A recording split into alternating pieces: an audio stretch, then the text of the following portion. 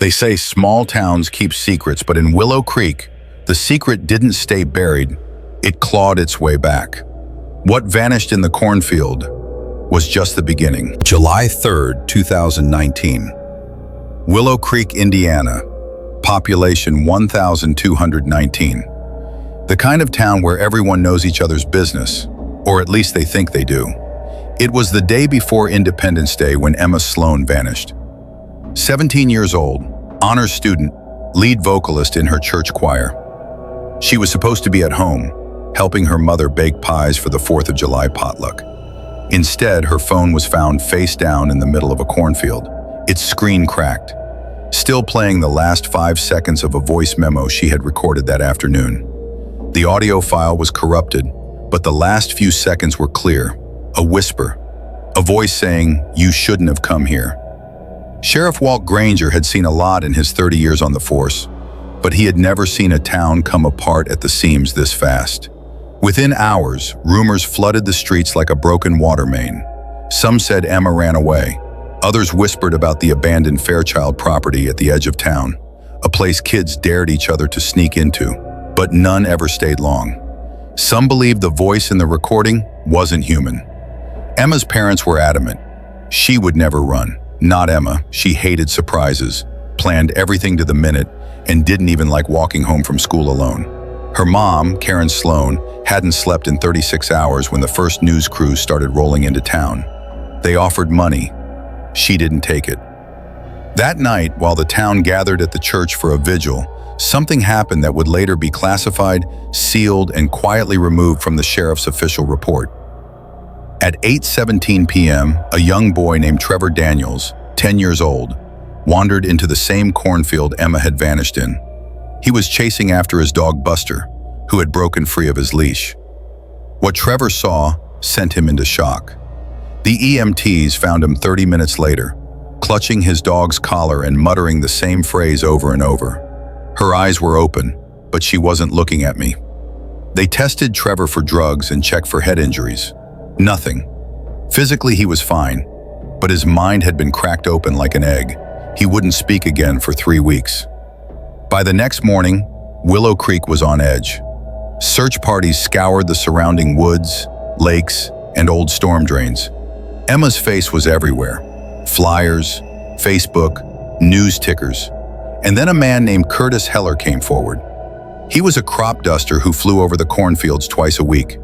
He claimed he had seen something the day before Emma vanished, something that didn't belong there. He said it looked like a circle, perfectly symmetrical, carved into the middle of the corn rows and not trampled by foot or vehicle. Just there, burned into the field. By the time the sheriff obtained a warrant to search the property again, the circle had disappeared. No sign it ever existed. The crops were perfect. Straight lines, clean rows, nothing out of the ordinary. But Curtis Heller didn't change his story. 2 days later, he was found dead in his trailer. Apparent suicide. But his neighbor, Darlene Hughes, swore she saw a black car parked outside his trailer the night before. Government plates. No one followed up on her claim. And then came the letter, postmarked from Cleveland, Ohio, no return address.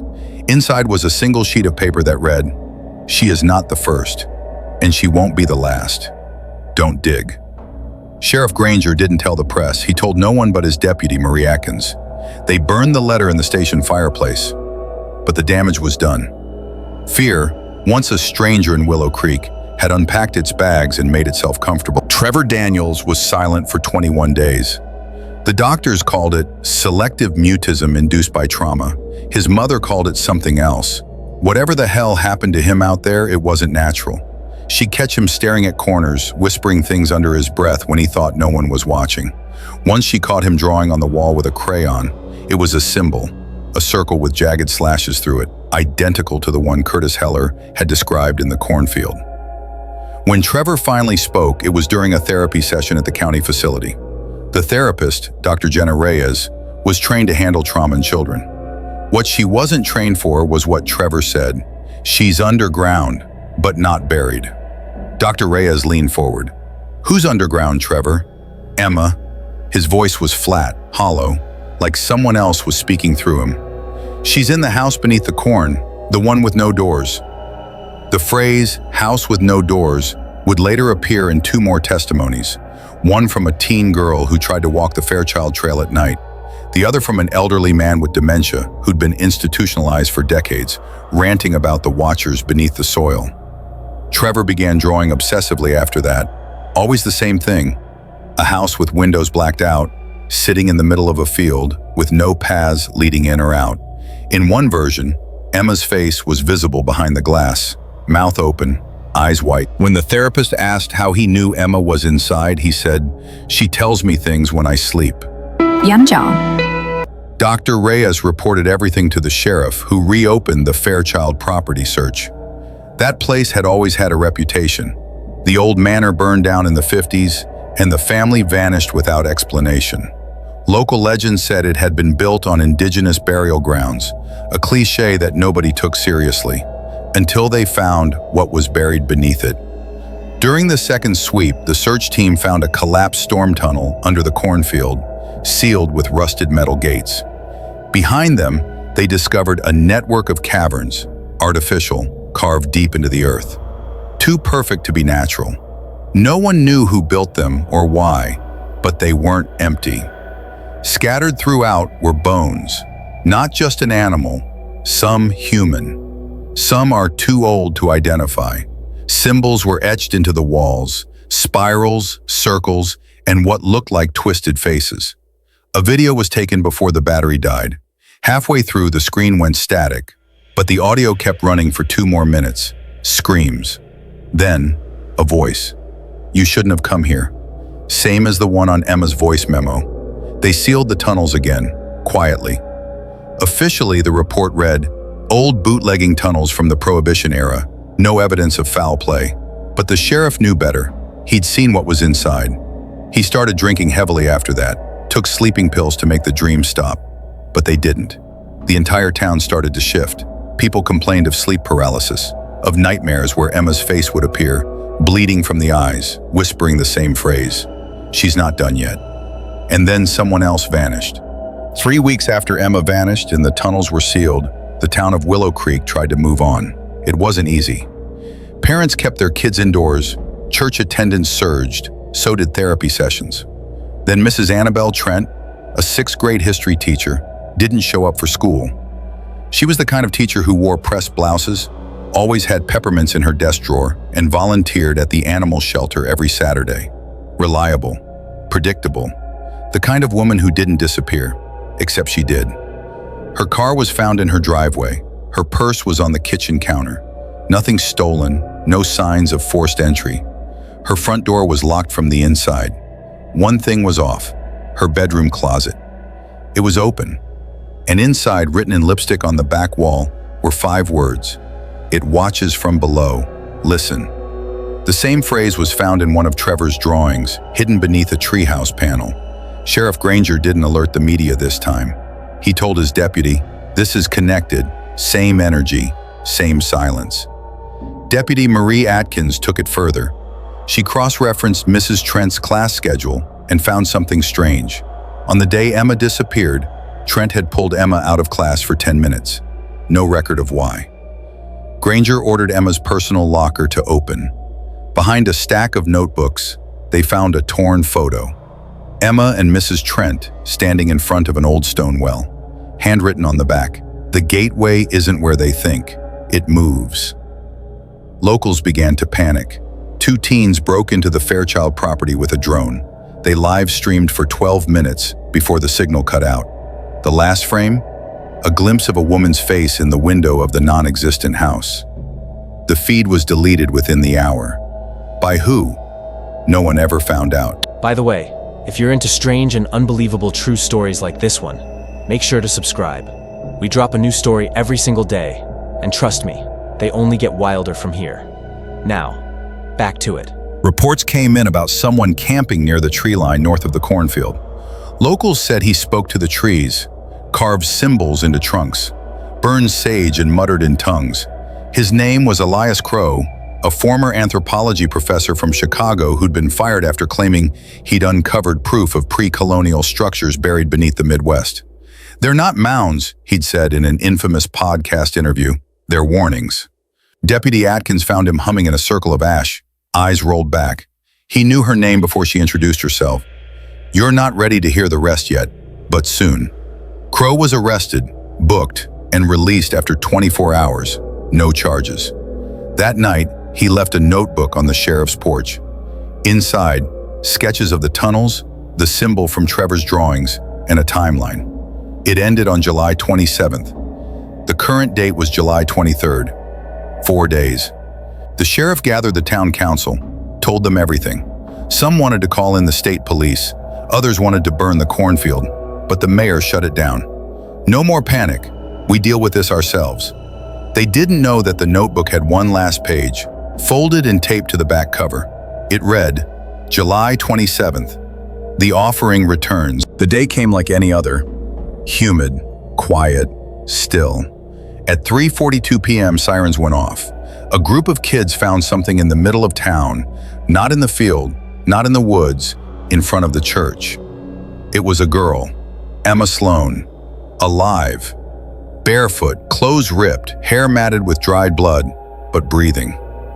She was placed under observation. No memory of where she'd been, couldn't remember the last month, but her hands kept twitching. She'd write the same symbol over and over, on the sheets, her skin, the walls. That night she spoke one sentence. They're using my voice now. The next day, the first death happened. The mayor's son Peter was found hanging in his backyard. Scratched into the dirt below him were the words, "She's not done yet." The autopsy showed something bizarre. His vocal cords had been damaged from the inside. Scar tissue, like he'd been screaming non-stop for days, but no one had heard a thing. Emma fell silent again. The nightmare spread. More symbols appeared on people's doors. Crows started gathering on rooftops. Phones rang with static. The town was no longer asleep. Something had woken up. It began with radios. Police scanners emitted high-pitched whines. Local FM stations cut to static. The old tower out by Lake Farrell caught fire with no visible cause. Sheriff Granger and Deputy Atkins visited Emma in the clinic again. This time she looked them in the eye. "Stop looking," she said, "or it'll choose again." Atkins asked, "Choose what?" Emma smiled. The kind of smile that doesn't belong on a 17-year-old. Then she started humming. Same melody as Trevor.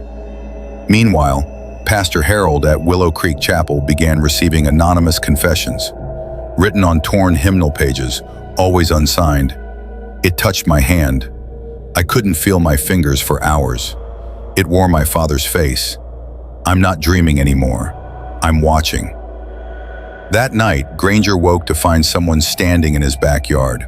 A woman, Emma's mother. But she didn't speak, just pointed to the ground, and when he blinked, she vanished. Where she stood, a circle of burned grass remained. On August 2nd, the skies broke. A storm rolled in without warning, lightning striking the cornfield 6 times in under 5 minutes. Power outages swept through the town. Phones died. Flashlights flickered, and in the center of Main Street, soaked and barefoot, stood Elias Crow. He screamed a single sentence before collapsing. "You're walking in its dream now." They took him to the county general. He never woke up. That same night, security cameras at the high school captured motion in the hallways. Emma, walking calmly in her hospital gown. But she never left the clinic, not physically. Marie reviewed the footage frame by frame. In one, Emma stops and looks directly at the camera. Her eyes are pitch black. A retired janitor named Stanley Briggs came forward. Said he had something from the 1980s when he worked at Fairchild Estate before it burned down. An old VHS tape labeled, "Property Survey, Do Not Watch." They watched it. The tape showed a walkthrough of underground rooms, walls pulsing, breathing. Whispers grew louder as the cameraman approached a doorway made of stone. At the end, the screen went dark, but the last 10 seconds, screaming, and a voice, the same one from Emma's memo. "We remember, we remember, we remember." The next morning, Briggs was found dead. No visible wounds, eyes open, pupils gone. At 3:13 a.m., every window in Willow Creek shattered at once. People woke up screaming. Some reported seeing their reflections walking away from them. Then a fire erupted at 12 Fairchild Road, a house that hadn't existed in over 50 years. But it was burning. Sheriff Granger arrived to find the structure engulfed, yet silent. No fire crackle, no smoke, just roaring flame and cold air. In the window, Emma again. He tried to enter, the door led to darkness, nothing else. When he backed away, the house vanished, no ashes, just dirt. He threw his badge in the river that morning. Emma began speaking again, but it wasn't her voice. Every word came out deeper, ancient. I was never Emma. I was never one. People stopped visiting. The clinic staff quit one by one. Only Marie stayed, watching, recording. Then one night, she heard it. Through the walls, the voice whispered, she never left the field. Marie broke protocol, took a shovel, went to the cornfield. She dug. 4 feet down, she hit something, flesh. A second Emma, still dead, still wearing the same clothes from the day she vanished. August 9th, 2:17 a.m. The National Weather Service noted a localized atmospheric drop around Willow Creek. Satellite imagery was blurred. Maps failed to load. By sunrise, every road leading to the town ended in the forest, literally. No trace of pavement, no signs. People tried to leave. They circled back, ending up in front of their own homes. The town was folding inward. Atkins recorded a final radio transmission. We are not alone. We were never alone. This place, it's a vessel, and we filled it. Static, then silence. On August 13th, the town's clocks froze. Midnight. The bells in the church tower rang 27 times. Emma walked to the center of the cornfield. Every resident followed, sleepwalking, silent. The corn parted. The ground opened. Emma, or what wore her face, smiled and stepped in. The town followed. One by one, morning came. Nothing remained. No town, no people, no buildings, just corn. And in the middle, a single sign. Willow Creek, population 0. But something about this story doesn't feel finished. What do you think happened? Leave your theory in the comments. And if this story gave you chills, wait until tomorrow. Because every single day, we uncover real stories darker than fiction. Hit subscribe and turn on notifications for more.